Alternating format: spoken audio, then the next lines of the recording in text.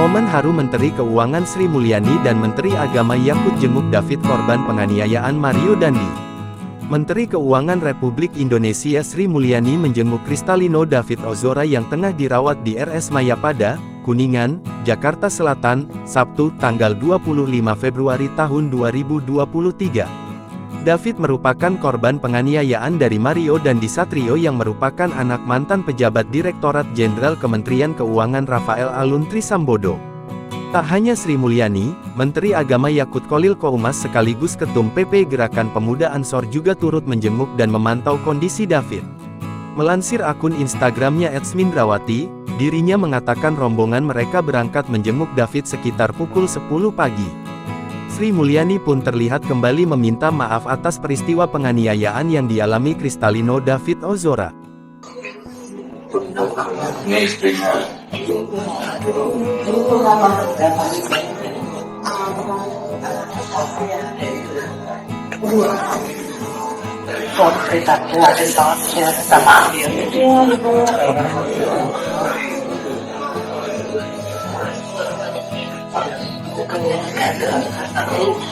Jalan terus aja.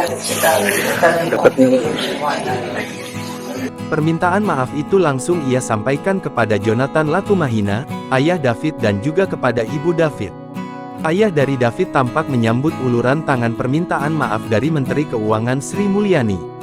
Ia mengatakan dirinya sangat prihatin atas kejadian yang menimpa David.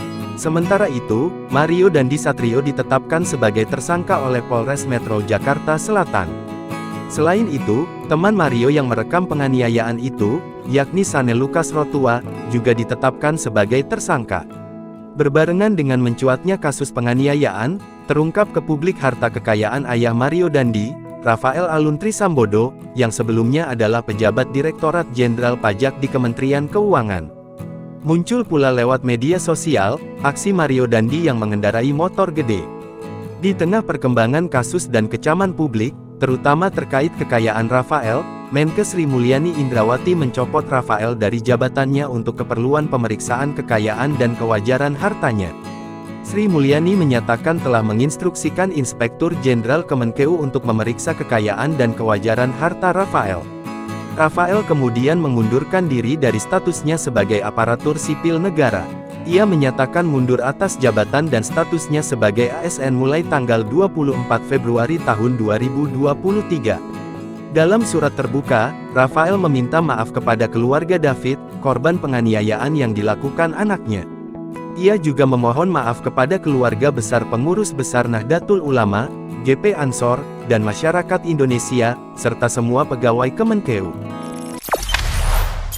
Jangan lupa subscribe, share, komen, dan like ya!